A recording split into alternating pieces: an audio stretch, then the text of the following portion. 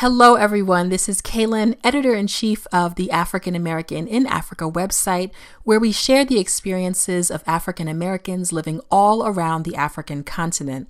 Welcome to another episode of my podcast. On today's episode, you will get to hear my interview with Akosua Boateng. She is an African-American woman who's been living in Ghana for the last 16 years. And in November of 2019, she was one of the 126 African diasporans to be granted Ghanaian citizenship as part of Ghana's 2019 Year of Return celebrations. How did this opportunity even come about for you? At least, how did it reach? How did it reach you?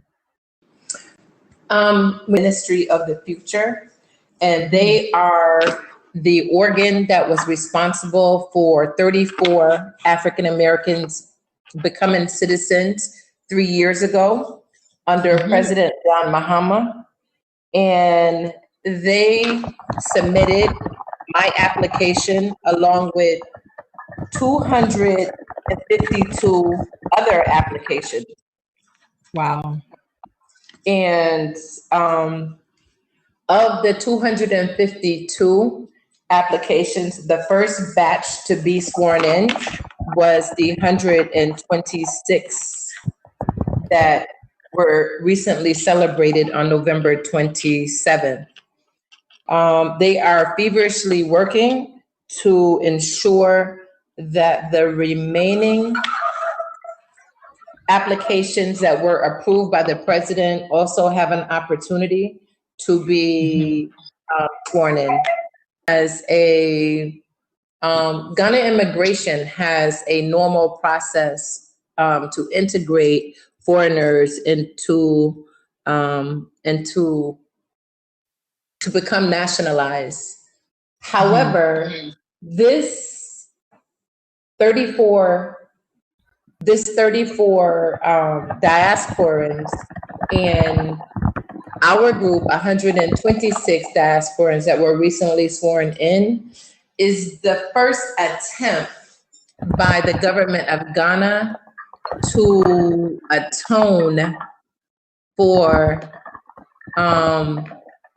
the Holocaust that happened here in Ghana, West Africa, and to be the first country to recognize that there is a reintegration of diasporans that need to occur in an official way. That's the best way for me to explain it. Okay, gotcha. That makes sense. And when you put in your application, how long ago was that? I submitted my application over 2 years ago. Wow. I think it was somewhere in 2017. Okay, got it. I see. And some others submitted their application way before that time.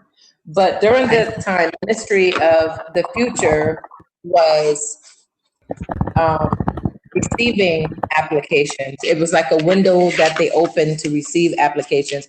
And I'm pretty sure I was one of the few, I was on the tail end of it, just trying to meet their deadlines. I see. And what was that application like? What were there, like, was it like a questionnaire? Like, what were they asking in the application?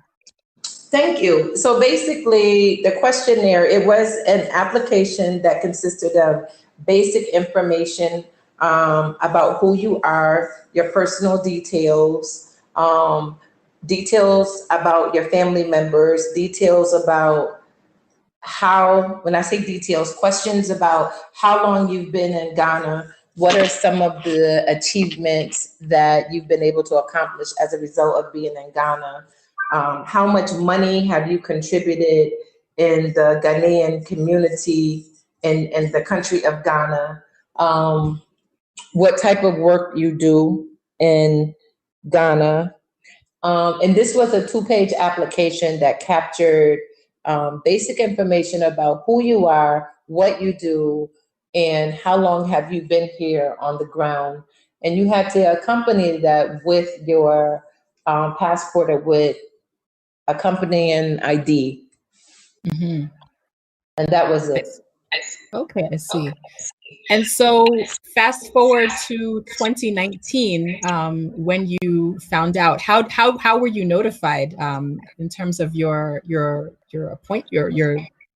getting awarded this opportunity? How were you notified? First, we were notified by her name. So the Ministry of the Future is founded by a group of diasporans, but the leader is Dr. Malana and Mrs. Millie Tucker. And for the most part, they've been a two-man team leadership that have, they work 24 hours around the clock trying to push this envelope of citizenship forward. Wow, bless them. Push the agenda. Yes. To the point that they're hospitalized, they've been, they've it's almost like they have the battle scars to show for it. But I was contacted by Mrs. Tucker, who informed me that interviews were going to begin for those diasporans who submitted their application with Ministry of the Future. If I can just go back a little bit, in those 2 years between when you submitted your application and when you got called for interviews, were you nervous? Were you confident? Like, how are you feeling in that waiting period, during that waiting period? I was confident in the leadership. So I think I was nervous and a bit anxious. I was very 100% confident in the leadership. So this is an organization that they had already chartered the way for the first 34 diasporans that were granted citizenship. And they were very, their communications were frequent. Many people were like, so what's going on? Is there any update? And they created like this platform for an update. And they were very honest. They were very timely. From when I found out I was going to be sworn in, like the actual date, I think I cried. I was very emotional and I was trying to get myself together. And so how does this make things, how does citizenship make things different for you? What happens from here? How does this change the game for you? We become fully integrated citizens. So every time we come in and out the country, we pay over $100 for a visa. If you're going to be in the country, you have to pay for a resident permit. If you work in the country, you got to pay for a work permit. All of these credentials happen with expiration dates of which you constantly are renewing. You have to get a non-Ghanaian citizen card, which you are constantly paying. So those things alone are about $2,000 just to make you legitimate. You can't, if you're a foreigner, you can't participate in retail. So say I wanted to sell natural hair products in the market. I couldn't. I have a cousin in Maryland that makes the best shea butter. And why can't I sell it here? You can't do retail if you're a foreigner.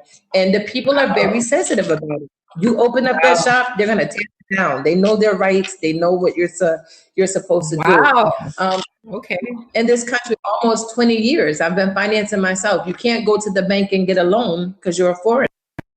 I do pay taxes, however, but I pay taxes. I pay into the SNP system, but you can't access the full benefits anytime you register. When you register, my NGO is an international NGO because I'm a foreigner. And so it costs more to renew the NGO every year. Your business license, all those things, you are taxed as a foreigner. So for those people with a retirement income based upon what they're doing, it could be difficult. And if you're a young person trying to get on your feet here, it can also be very, very, very difficult. Definitely. So if I wanted to build a house, I can't go to the bank and get a loan to build a house like regular Ghanaians can. Right. Now, even though I've been working here for how